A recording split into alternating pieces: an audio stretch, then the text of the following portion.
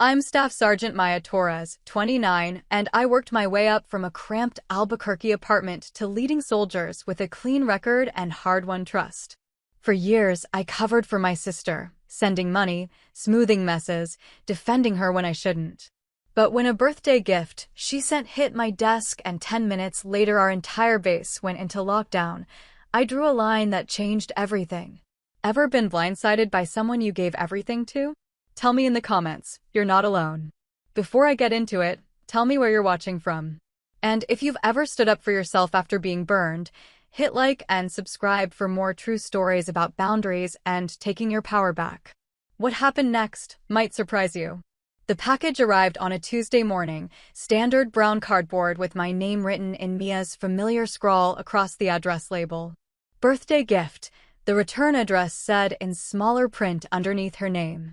I was carrying my coffee across the operations room when Sergeant Martinez handed it to me with a grin. Happy birthday, Torres. Looks like someone remembered. I set down my mug and took the box, feeling its weight. About the size of a shoebox, maybe 2 pounds. The tape job was sloppy, typical Mia style, with extra strips wrapped around the corners like she'd been in a hurry. For a moment, I just stood there holding it, thinking about how she'd managed to get my APO address right for once. Your sister? Martinez asked, glancing at the label. Yeah, she's not usually this on top of things. That's when Commander Reeves walked in. He was mid-conversation with Lieutenant Chin about patrol rotations, but his eyes caught the package in my hands and his voice just stopped. Not faded out or trailed off, stopped. Like someone had hit a mute button. The silence stretched long enough that Chin turned to see what had grabbed his attention. I looked down at the box, then back up at Reeves. His expression had shifted into something I'd seen before, usually right before he ordered a perimeter sweep or called in air support. Where did this come from? His voice was level, but there was an edge underneath. I held up the box so he could see the label. My sister. It's my birthday. He didn't move closer to look. Instead, his hand went to the radio clipped to his vest. Not touching the talk button yet, just resting there like he was getting ready. Sir, I said. Reeves looked at Chin, then at Martinez, then back at me. Set it down. Sir, it's just, set it down, Torres. I placed the box on the nearest desk. Reeves stepped back, his radio already in his hand. The morning briefing had been routine 15 minutes ago. Now the whole room felt different, like the air pressure had changed. Martinez, clear the area. Chin, get Edie on the line. Commander, this is from my sister. I kept my voice steady, but something cold was starting to move through my chest. I can vouch for you can't vouch for anything right now. He pressed the radio button. Control, this is Reeves. We have a potential package situation in operations. Initiating lockdown protocol. The response crackled back immediately. Copy, Commander. Lockdown in progress. That's when the siren started. The sound cut through everything, conversation, thought, the normal rhythm of base operations. Within seconds, I could hear boots running in the corridor outside. Vehicle engines starting up. The mechanical clunk of the main gate systems engaging. Martinez was already moving people out of the room, his voice calm but firm.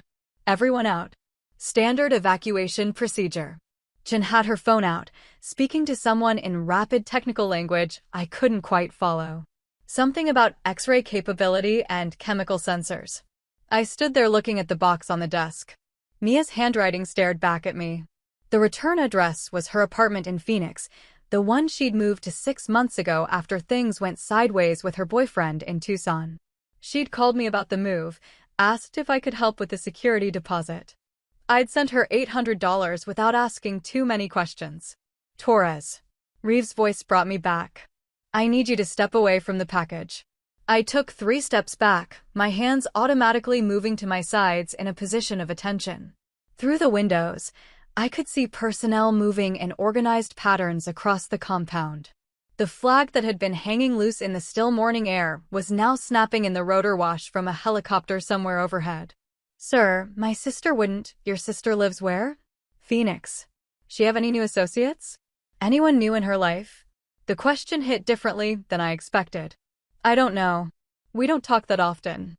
When's the last time you spoke to her? I had to think. 3 weeks ago. Maybe 4. She needed money for car repairs. Reeves nodded like this confirmed something. How much? 300. You send it. Yes, sir.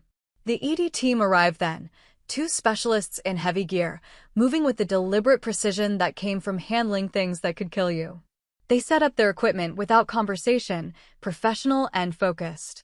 One of them started running a scanner over the package while the other consulted a tablet.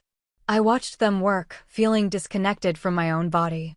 This was Mia's gift. The sister who used to sneak me extra cookies when mom wasn't looking. Who taught me how to braid friendship bracelets in middle school.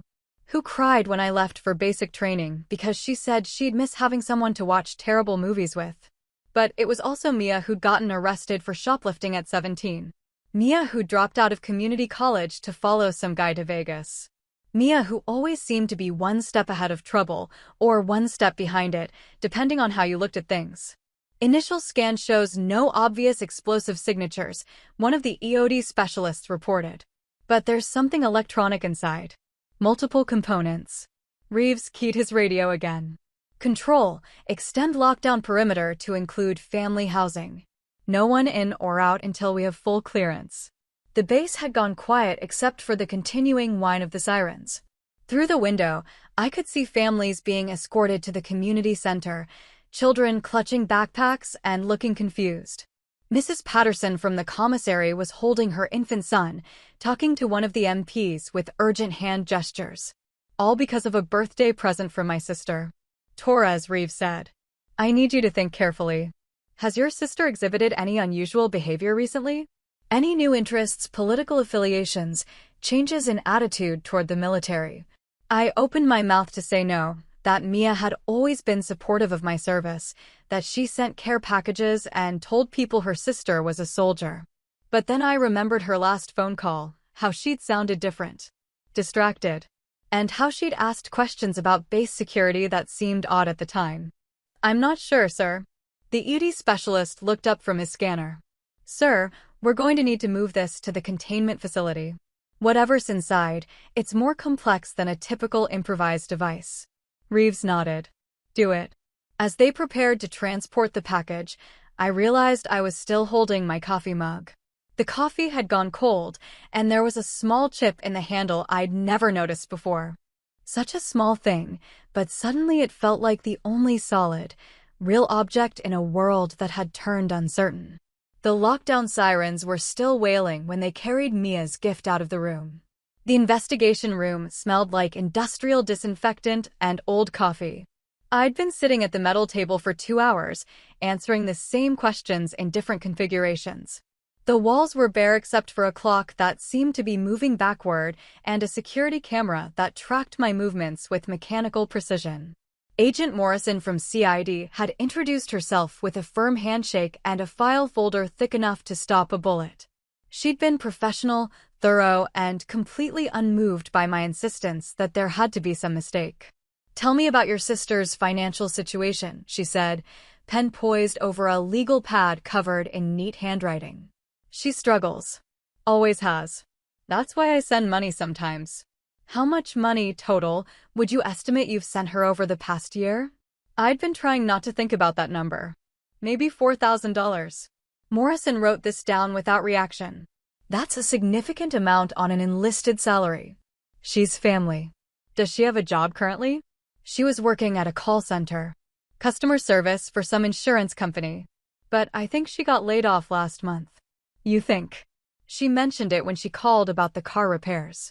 Said work was slow and they were cutting people. Morrison flipped through several pages in the folder. We haven't been able to verify employment at any insurance companies in the Phoenix area. Not in the past 6 months. The information sat between us like a stone dropped in still water. I felt the ripples of it spreading out, touching other things I'd assumed were true. She could have been working somewhere else, I said. Possible. Tell me about her social circle. Friends, romantic relationships, people she spends time with. I don't really know her friends. We don't live in the same state. But when you talk, does she mention people? Names that come up regularly. I thought about our phone conversations, trying to remember details beyond the requests for money and the general updates about her life. She mentioned someone named Derek a few times. I thought he might be a boyfriend, but she never said directly. Derek what? I don't know his last name. Morrison made another note. Anyone else? There was someone called Tank she mentioned once or twice. I assumed it was a nickname. In what context? I tried to remember. Something about going to concerts with him. Or parties. She said he had connections for getting tickets to shows that were sold out. What kind of shows? I don't know. Music, I guess. The questions continued like this, each one revealing how little I actually knew about Mia's daily life.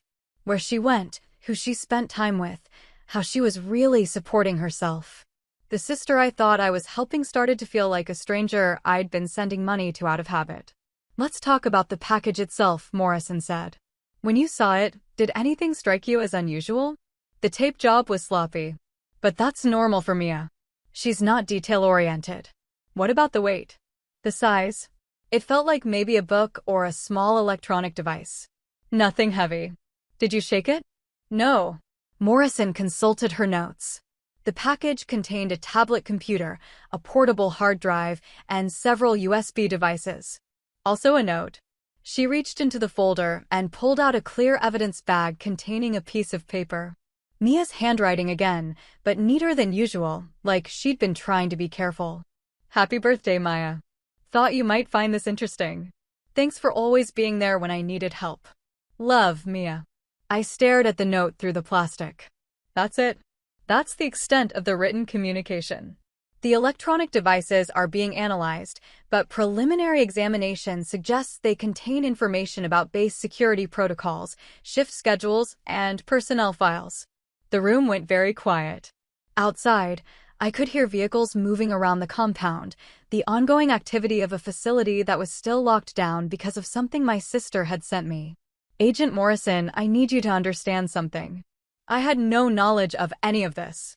I would never, I believe you, Sergeant Torres. But I need you to help me understand how your sister obtained this information. I never gave her any classified materials. Directly, no. But think about your conversations with her. Did you ever mention work? Complain about your schedule, talk about people you work with, mention anything about base operations. The question opened up a catalog of memories I didn't want to examine. Phone calls where I'd vented about long shifts. Casual mentions of which units were deploying when. Complaints about new security procedures that were making everything take longer. I might have mentioned general things. The way anyone talks about their job. Can you be more specific? I thought about the call 3 months ago when Mia had asked about my work schedule, saying she wanted to plan a visit. How she'd seemed interested in when I'd be free, which weeks were busiest, whether there were times when security was lighter because of training exercises. At the time, it had felt like normal conversation. Now it felt like reconnaissance. She asked about visiting, I said slowly. Wanted to know about my schedule, when might be a good time. What did you tell her? That spring was usually busy because of training rotations. That summer might be better. Morrison wrote this down. Anything else? I was remembering more now, details that had seemed innocent in context. Questions about where I lived on base, whether I had roommates, how mail was delivered. Her interest in my friends, the people I worked with, their names and what they did. She was curious about military life, I admitted. Asked a lot of questions. What kind of questions? About how things worked. Security procedures, daily routines. I thought she was just trying to understand my world better. Morrison nodded like she'd heard this before. Family members often seem naturally curious about military life. It provides good cover for intelligence gathering. The words hit me like a physical blow. Intelligence gathering. As if my sister was a spy instead of a chronically broke 26-year-old who couldn't hold down a job. Agent Morrison, you're talking about my sister like she's some kind of enemy operative. She's just irresponsible, not a terrorist. Sergeant Torres, irresponsible people make excellent assets for actual operatives. They need money, they're not particularly careful about security, and they have emotional connections that can be leveraged. The room felt smaller suddenly, like the walls were moving inward. You think someone was using her to get to me? I think that's the most likely explanation for what we found in that package. Through the small window in the door, I could see personnel moving in the corridor. Normal base operations continuing while my world rearranged itself around this new understanding of my sister and my own vulnerability. What happens now? I asked. Morrison closed the folder. That depends on what we find when we finish analyzing the devices and what your sister tells us when we interview her. You're going to arrest her. She's already in custody. Phoenix PD picked her up an hour ago. I thought about Mia in a holding cell somewhere, probably scared and confused, maybe calling for me to help her the way she'd always done when things went wrong. Except this time, I was part of the problem instead of the solution. Can I talk to her? No, Morrison said. And Sergeant Torres, I need you to understand something. Until we know the full scope of this situation, your security clearance is suspended and you're restricted to base. You're not under arrest, but you're not free to leave either. The investigation had become my new reality. I was living in a space between trust and suspicion, between being a victim and being complicit. And somewhere in Phoenix, Mia was probably discovering that the consequences for her choices had finally caught up with both of us. Growing up, Mia and I shared a bedroom with walls thin enough that we could hear each other breathe at night. She was 3 years younger, which meant I was automatically responsible for her in that way older siblings understand without being told. When she had nightmares, I'd let her crawl into my bed. When she got in trouble at school, I'd help her figure out what to tell Mom and Dad. She was the kind of kid who climbed trees that were too tall and jumped off swings at the highest point. I was the one who watched for broken bones and walked her to the nurse's office when the inevitable accidents happened. By the time we were teenagers, the pattern was established. Mia took risks, I managed consequences. The first time she got arrested, she was 17 and I was 20, home on leave from basic training. Shoplifting, like I'd told Agent Morrison, but it was more complicated than that. She'd been with a group of friends who dared each other to steal increasingly expensive items from the mall. What started as candy bars escalated to jewelry, and Mia was the one who got caught with a $100 necklace in her backpack. I sat with her in the juvenile holding area, watching her cry and promising it would never happen again. The charges were eventually dropped in exchange for community service, but I could see something in her face that worried me. Not remorse exactly, but a kind of excitement about having gotten away with most of it. It was like a game, she said on the drive home. See how much you could take before anyone noticed. It's not a game, Mia. People go to prison for theft. But I didn't take that much. And everyone does it. That conversation stayed with me through the rest of my military training. The casual way she dismissed the seriousness of what she'd done, like consequences were something that happened to other people. When I got my first assignment and started sending money home to help with family expenses, part of me was hoping it would keep her out of trouble. It didn't. The calls came regularly after that. Car repairs, rent money, medical bills, court fees for various minor infractions. Each time, Mia would sound genuinely apologetic and promise she was getting her life together. Each time, I'd send what I could afford and sometimes more than I could afford. You're enabling her, my friend Jessica had said during one of our video calls. Jessica was stationed in Germany, dealing with her own family drama involving a brother with gambling problems. She's never going to learn to handle her own problems if you keep bailing her out.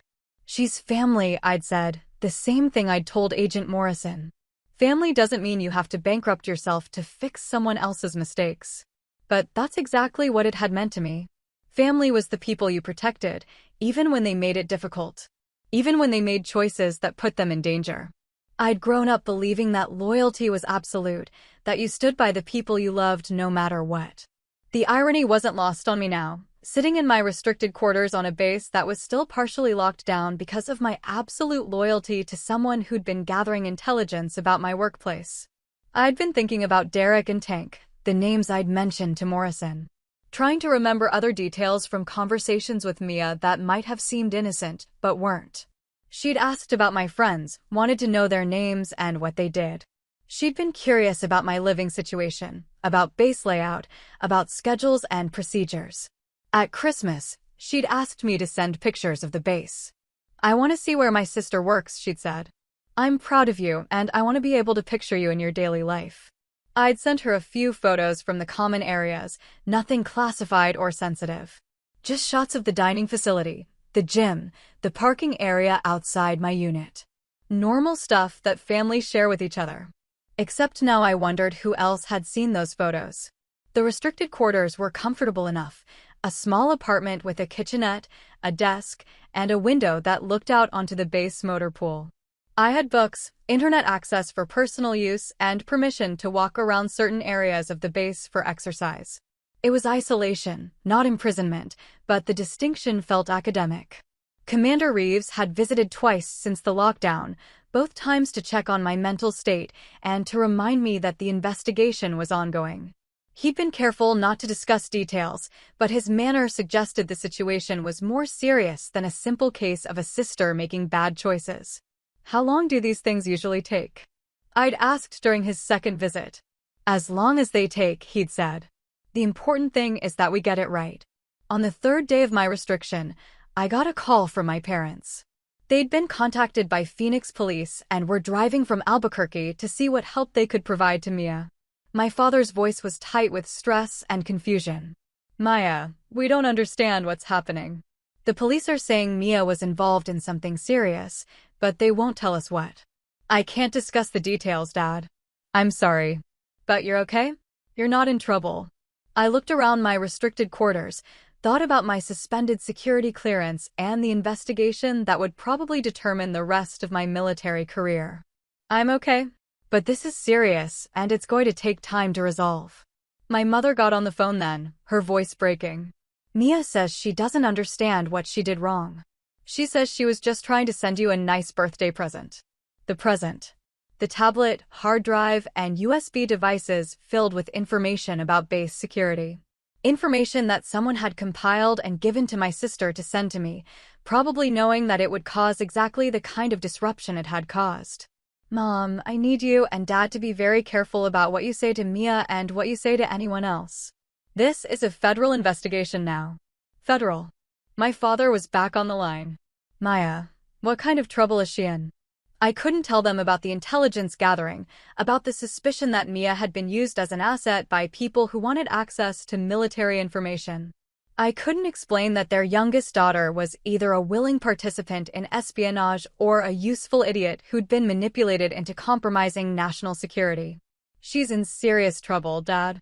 The kind that doesn't get fixed with community service or paying fines. After they hung up, I sat in the quiet of my restricted quarters thinking about family loyalty and where it led when it wasn't balanced by judgment. I'd spent years protecting Mia from consequences, sending money to solve problems, believing that my role was to be her safety net no matter what choices she made.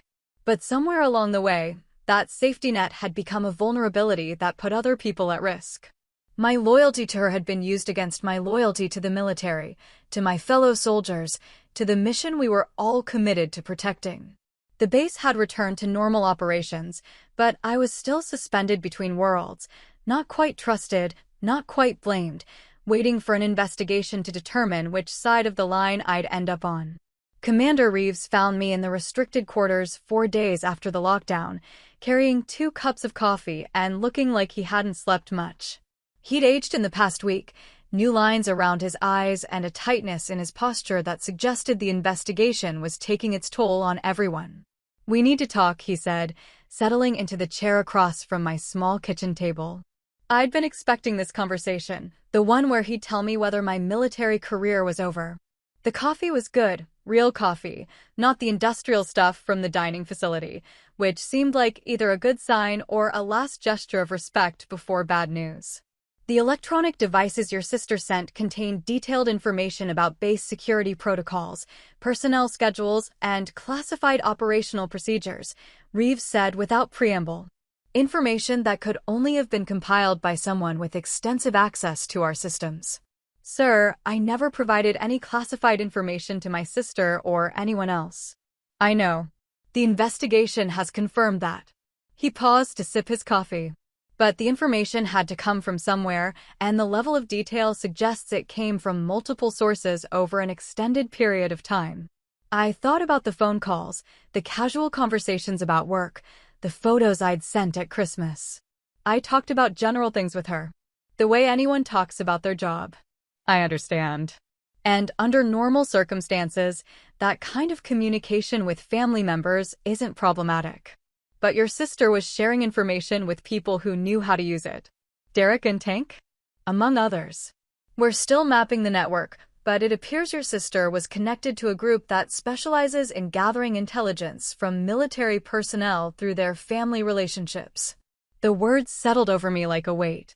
Mia hadn't just made bad choices or gotten in over her head with the wrong people. She'd been part of something organized, something deliberate. Was she working for them willingly? Reeves considered this. That's complicated. She was receiving money for information, but she may not have understood the full scope of what she was involved in. People like your sister, young, financially struggling, not particularly sophisticated about security, make ideal assets because they can gather information without fully understanding what they're doing. So she's both a victim and a perpetrator. Something like that. I thought about all the money I'd sent her over the years, all the times I'd helped her out of financial trouble. If she'd been receiving payment for intelligence gathering, she hadn't needed my help as much as I'd thought. Or maybe she'd needed it more, if she'd gotten involved in intelligence work because she was desperate for money. What happens to her now? That depends on her level of cooperation with federal investigators and what they determine about her intent. She could face charges ranging from mishandling classified information to espionage. And what happens to me? Reeves set down his coffee cup and looked at me directly. Torres, I've been in command positions for 15 years, and I've seen good soldiers get caught up in situations like this. Usually, it ends their careers, even when they haven't done anything intentionally wrong. My heart sank. I'd been preparing for this possibility, but hearing it stated plainly still hit like a punch to the chest. However, he continued, your record is clean, your cooperation with the investigation has been complete, and the consensus is that you were manipulated, not complicit. We can't afford loose ends, not here. But we also can't afford to lose good people because their family members made bad choices. Sir, your security clearance will be reinstated, but you'll be subject to enhanced monitoring and periodic reevaluation. You'll also be required to participate in additional security training and to report any contact from family members who might be involved in this network. I felt something loosen in my chest that I hadn't realized was tight. I can stay. You can stay. But Torres, this is your one chance. Any future security issues involving your family relationships will end your military career immediately. I understand, sir. Do you? Because what I'm telling you is that your loyalty to your sister nearly cost you everything, and it put this entire base at risk. That can't happen again. I thought about Mia in federal custody, probably confused and scared, maybe angry that I wasn't rushing to help her this time. The sister who'd shared my bedroom and my secrets, who'd depended on me to protect her from consequences, who'd used that protection to put me and everyone around me in danger. It won't happen again, I said. We've blocked all communication between you and your sister while the investigation is ongoing. That includes phone calls, letters, email, and third-party messages through your parents or other family members. How long? Until the case is resolved. Months, probably. Maybe longer. The isolation felt complete now. Not just physical restriction to base, but emotional restriction from the person who'd been central to my understanding of family loyalty. Sir, can I ask you something? Go ahead. How do you balance loyalty to family with loyalty to mission? When they conflict? Reeves was quiet for a long moment, looking out the window at the motor pool where soldiers were conducting routine maintenance on vehicles. When he spoke, his voice was thoughtful. You know what I learned after 22 years of military service? Loyalty without boundaries isn't loyalty at all. It's enabling. Real loyalty means holding people accountable when they make choices that hurt themselves and others. Even family? Especially family. Because they're the ones who can do the most damage to you and the people you're responsible for protecting. He stood up, collecting the empty coffee cups. Torres, you're a good soldier and a good person. But you've been loyal to your sister's potential instead of to her actions. That's something you'll need to think about going forward. After he left, I sat in my small kitchen thinking about loyalty and boundaries, about the difference between protecting someone and enabling them. For the first time since the lockdown, I felt like I had solid ground under my feet, even though the ground looked different than it had before. The investigation had changed me in ways I was still discovering. Not just my relationship with Mia, but my understanding of what it meant to be responsible for other people's safety.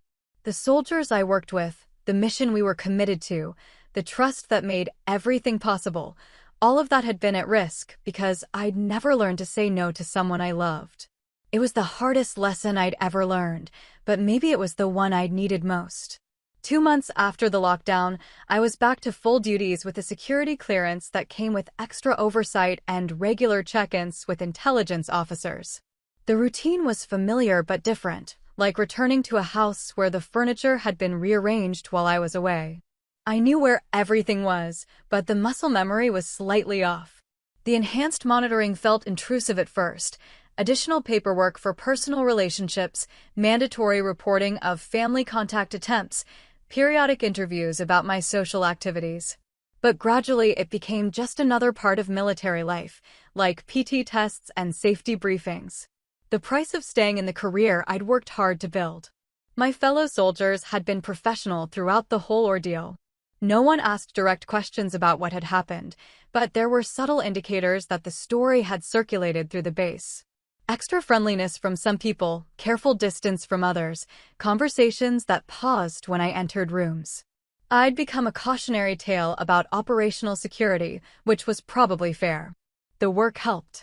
Routine operations, training exercises, the familiar rhythm of military life. I threw myself into duties with the intensity of someone grateful to have duties to throw herself into. My performance evaluations were strong, my relationships with colleagues gradually normalized, and slowly I started to feel like I belonged again instead of being on probation. But Mia's absence was a constant presence in my daily life. No more random phone calls asking for money or updates about her chaotic existence. No more birthday cards with sloppy handwriting or holiday packages filled with random items she thought I might need.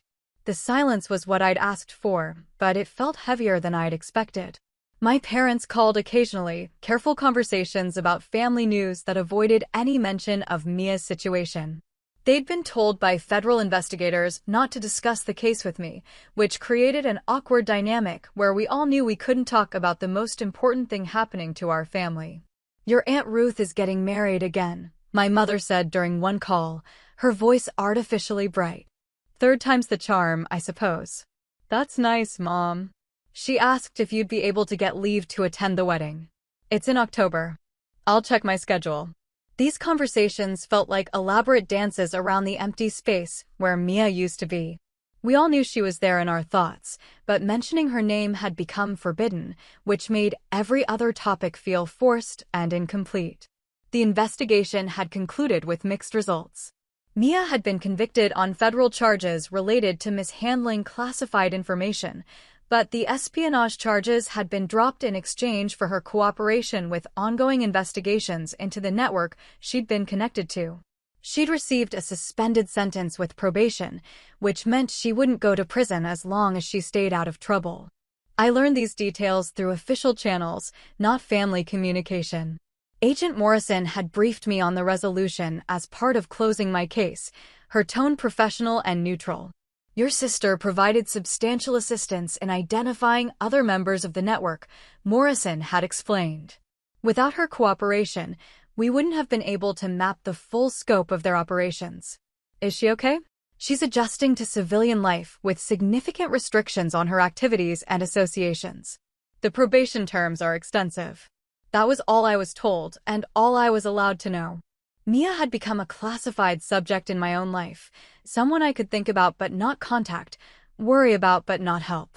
The hardest part was learning to redirect the protective instincts I'd developed over 23 years of being her older sister. When I had problems to solve or extra money in my paycheck, my first thought was still to check if Mia needed anything. When I heard songs she would have liked or saw movies she would have wanted to discuss, I automatically reached for my phone before remembering I couldn't call her. Breaking the pattern of caretaking was like breaking any other addiction. It required constant conscious choice and the development of new habits to replace the old ones.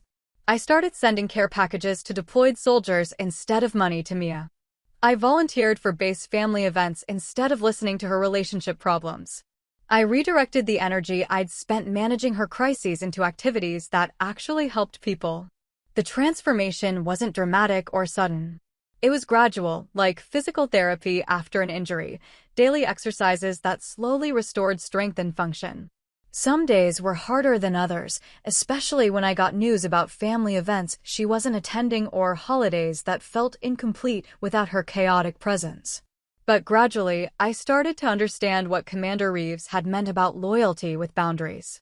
Real protection sometimes meant letting people face consequences for their choices. Real love sometimes required saying no to requests that would enable destructive behavior. I was learning to distinguish between helping and fixing, between support and enabling, between loyalty and codependency. These distinctions had seemed academic before the investigation, but now they were practical skills I needed for survival, mine and the people I was responsible for protecting. The base felt different too, not just because of my changed status, but because of my changed understanding of security. I noticed things I'd overlooked before: casual conversations in public spaces, information shared without thinking, the small vulnerabilities that could become large problems if exploited by people who knew what to look for. I'd become more careful about my own operational security, more aware of how seemingly innocent information could be pieced together into something dangerous. It was a loss of innocence that made me better at my job, but also more isolated from the easy camaraderie I'd enjoyed before understanding how much was at stake. 6 months after the lockdown, I was promoted to staff sergeant. The ceremony was routine, but for me it felt like a milestone marking my full return to trusted status. Commander Reeves shook my hand afterward and said simply, "Well earned, Torres." The promotion came with new responsibilities and the opportunity to mentor junior soldiers, some of whom were dealing with their own family complications. I found myself sharing lessons I'd learned about boundaries and security, about the difference between protecting people and enabling them to make destructive choices. It was strange to realize that Mia's betrayal had made me a better soldier and a better leader. The crisis that had nearly ended my career had also taught me skills I wouldn't have developed any other way. I was more thoughtful about trust, more deliberate about loyalty, more skilled at helping people without taking responsibility for their choices. But I still missed my sister, even as I understood why she had to stay out of my life. 8 months after the lockdown, I was sorting through mail in my apartment when I found an envelope with no return address, but handwriting I recognized immediately. My heart started beating faster as I opened it, breaking protocols I'd agreed to follow and risking consequences I'd promised to avoid. The letter was short, written on plain paper in Mia's careful script, the same neat handwriting she'd used for the birthday note that had started everything. "Maya, I know I'm not supposed to contact you, but I needed you to know that I understand what I did and why you can't help me anymore. I was stupid and selfish, and I put you in danger because I was too scared to figure out my own problems. I don't expect forgiveness, but I wanted you to know that I'm getting help and trying to build a life that doesn't hurt the people I love. I hope someday we can talk again, but I understand if that never happens. I'm proud of you for choosing your duty over me. It was the right thing to do, even though it hurt. Love, Mia." I read the letter 3 times, feeling emotions I'd been suppressing for months. Relief that she was okay, anger that she'd broken the no-contact rules, sadness about the distance between us, pride that she was taking responsibility for her choices. But mostly I felt clarity about what I needed to do. I walked to the base security office and handed the letter to the duty officer, explaining that I'd received unauthorized contact from a family member involved in the previous security incident. The officer took the letter without comment and said someone would follow up with me about additional security measures. It was the hardest thing I'd ever done, turning in a letter from my sister, knowing it would probably extend her probation and eliminate any possibility of early contact restoration. But it was also the clearest expression of the boundary I'd learned to maintain between personal loyalty and professional responsibility. That evening, Commander Reeves called me to his office. The letter was on his desk in a clear evidence bag, already processed and cataloged. "This couldn't have been easy," he said. "No, sir. But it was necessary. Your sister took a significant risk sending this. She had to know it would have consequences for both of you." I thought about that. Maybe that was the point. Maybe she needed to know that I'd really changed, that I'd choose duty over family loyalty when they conflicted. And now she knows. Now we both know. Reeves nodded. Torres, I want you to understand something. What you did today, reporting this contact immediately instead of hiding it or trying to handle it yourself, that's what rebuilds trust. Not just with your command, but with yourself. Sir, you've spent the better part of a year learning to be loyal to principles instead of just people. Today you proved you understand the difference. Walking back to my quarters, I felt something I hadn't experienced since before the investigation, peace with my choices. Not happiness exactly, but the solid satisfaction that comes from acting according to values you've tested under pressure. The letter had been Mia's way of saying goodbye to our old relationship and acknowledging the new boundaries that would define any future contact.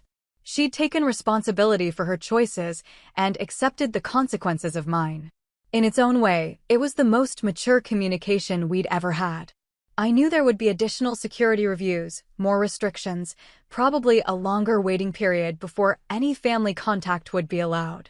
But I also knew I could handle whatever came next, because I'd finally learned to balance competing loyalties without compromising either. The base went quiet as evening shift change approached. I could see soldiers ending their duty day, heading to the dining facility or the gym or their quarters to call home. Normal routines for people who'd earned the right to normal routines through their commitment to something larger than individual relationships. I'd earned that right back through the hardest lesson of my life. Sometimes protecting the people you love means protecting them from yourself, and sometimes protecting yourself means setting boundaries with the people you love most. The lockdown had ended months ago, but in many ways, I was just now free.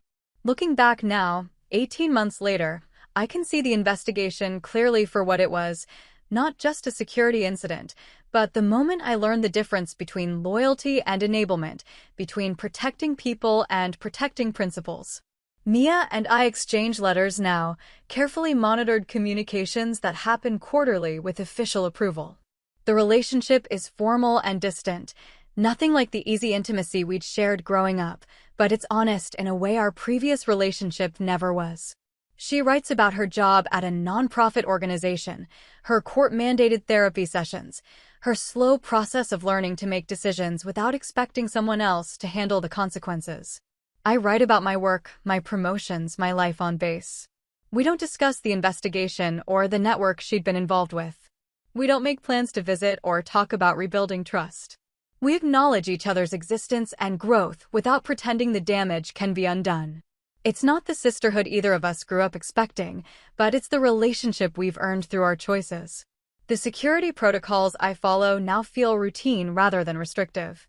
Enhanced monitoring, regular interviews, detailed reporting requirements for personal relationships, all of it has become integrated into my professional life.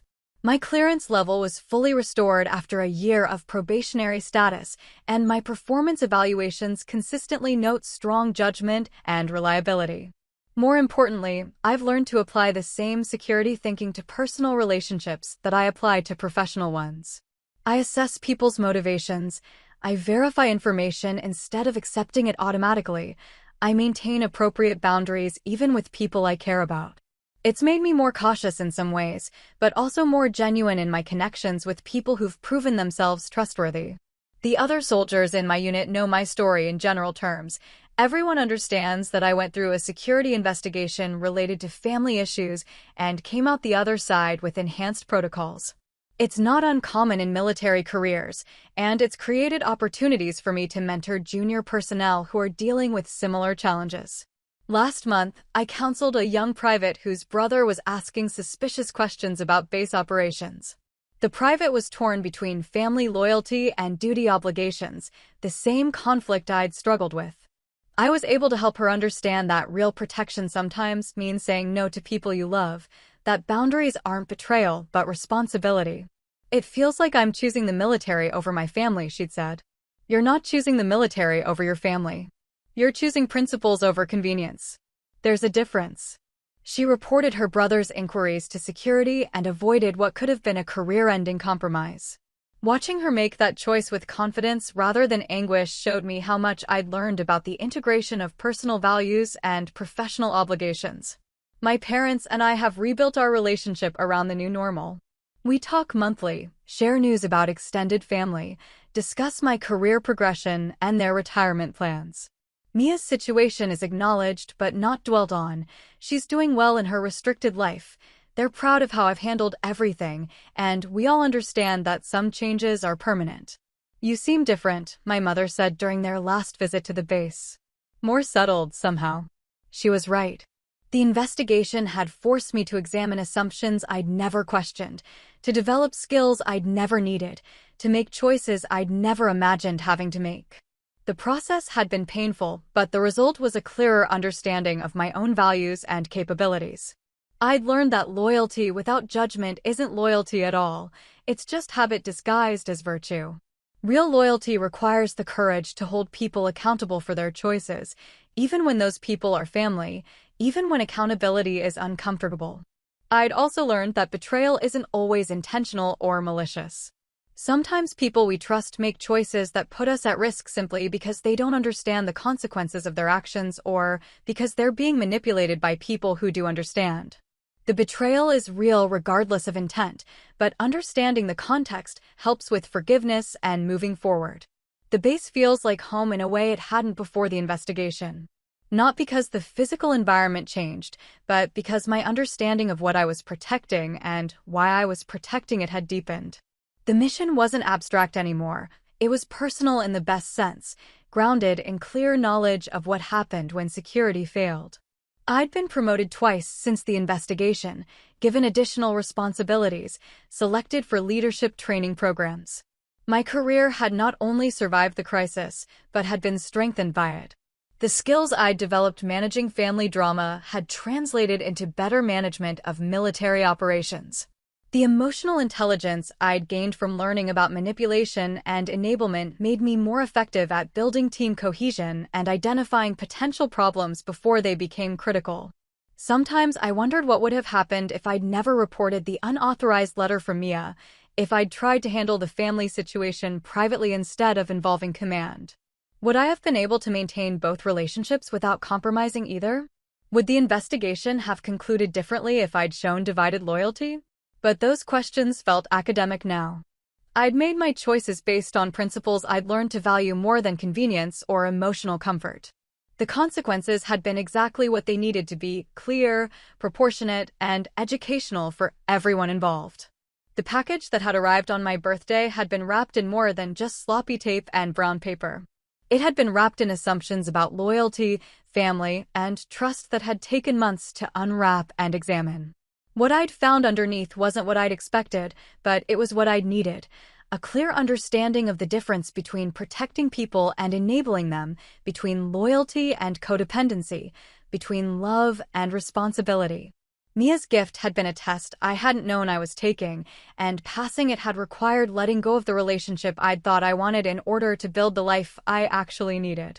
The lockdown had lasted only a few hours, but the lessons had taken much longer to understand and integrate.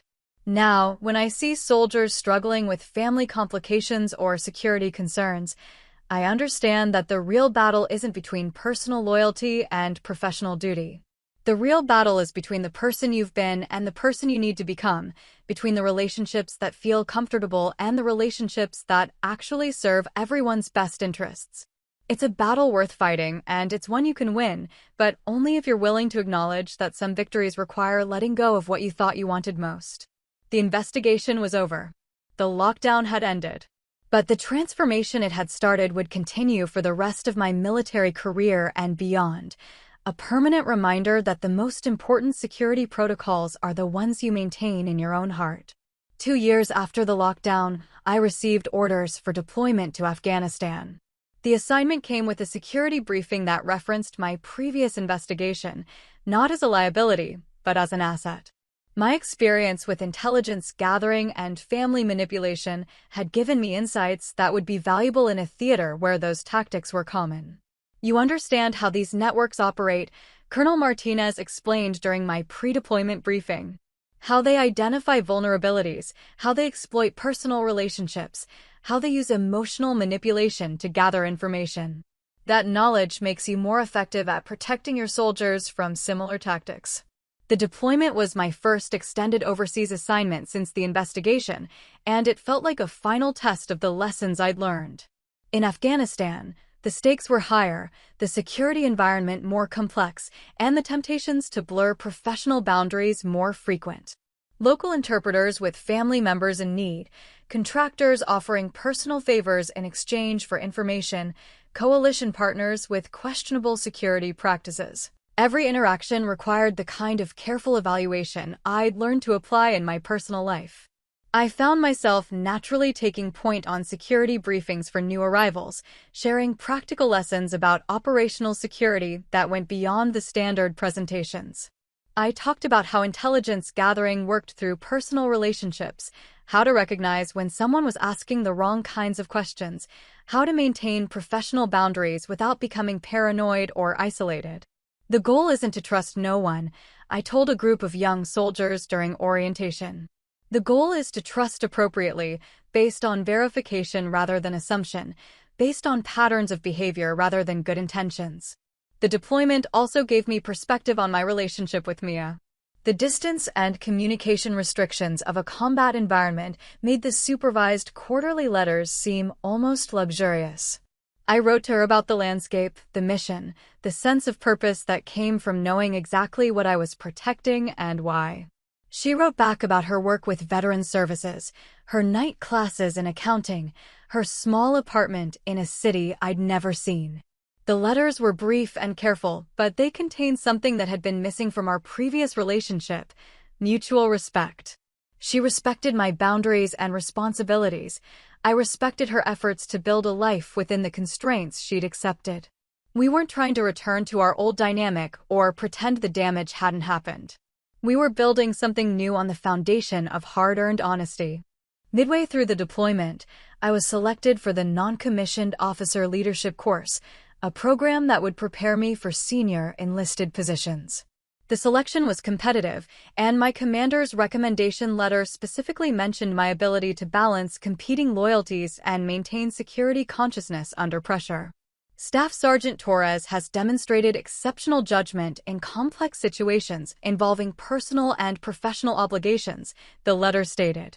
Her experience with security investigations has enhanced rather than compromised her effectiveness as a leader and mentor. The course itself was challenging, combining tactical leadership with strategic thinking and ethical decision-making. One of the case studies we analyzed involved a scenario remarkably similar to my own experience: a soldier whose family member had been compromised by foreign intelligence services.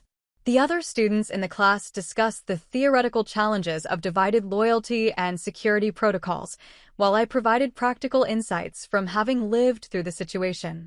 The hardest part isn't making the right choice, I said during one seminar discussion. The hardest part is accepting that the right choice might mean losing relationships you've defined yourself by. The instructor, a senior master sergeant with 25 years of experience, nodded approvingly. And what did you learn about maintaining those relationships after making the hard choices? I thought about Mia's quarterly letters, about my parents' careful phone calls, about the new boundaries that had redefined but not eliminated family connections. I learned that real relationships can survive hard choices, but they might look different afterward. And that sometimes different is better, even when it's more difficult. After completing the leadership course, I was promoted to Sergeant First Class and given responsibility for a training program focused on operational security and counterintelligence awareness. The program was designed around real-world scenarios and practical decision-making rather than abstract policy discussion. I drew heavily on my own experience, creating training modules that helped soldiers recognize and respond to intelligence-gathering attempts through personal relationships. The program was successful enough that I was invited to present it at other bases and to contribute to military publications on security awareness.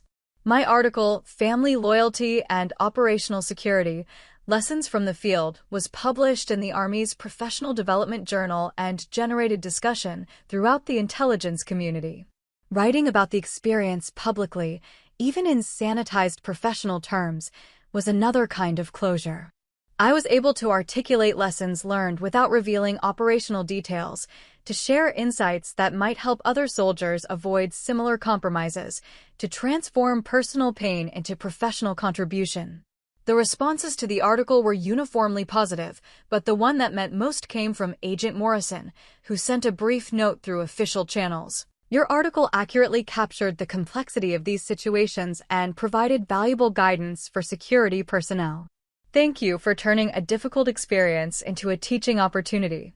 As my deployment neared its end, I began planning for my next assignment and considering longer-term career goals. The security investigation that had once threatened to end my military service had instead become a foundation for advancement. I was being considered for positions in counterintelligence, for advanced leadership roles, for assignments that specifically required the kind of judgment and experience I developed through crisis. You've turned your biggest vulnerability into your greatest strength, my deployment commander said during my final evaluation. That's not something everyone can do. The observations stayed with me during the long flight home. I'd spent years seeing the investigation as something that had happened to me, a crisis I'd survived and lessons I'd learned. But gradually I'd come to understand it as something that had happened for me, a transformation that had made me better at my job, better at relationships, better at understanding the balance between competing obligations. Landing at the airport in Baltimore, I felt the satisfaction of completing a successful deployment enhanced by the knowledge that I'd proven myself capable of maintaining security consciousness under the most challenging conditions. The investigation had tested my judgment in a laboratory setting.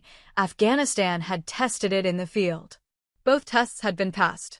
My parents met me at the airport, older and grayer than when I'd left, but proud in a way that felt different from their pride in my initial military success. This was pride earned through adversity, through watching me make hard choices and live with their consequences, through seeing me grow into someone who could balance love and duty without compromising either. "Welcome home," my father said, embracing me in the baggage claim area. "We missed you." "I missed you too," I said, and meant it. But I also knew that the person they'd missed wasn't quite the same person who'd returned.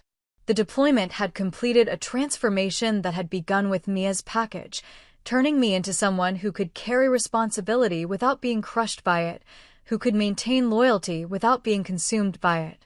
The base that awaited me was the same one I'd left 18 months earlier, but I was returning with new rank, new responsibilities, and most importantly, new understanding of what it meant to serve something larger than personal relationships or individual comfort. The investigation had taught me about boundaries. The deployment had taught me about purpose.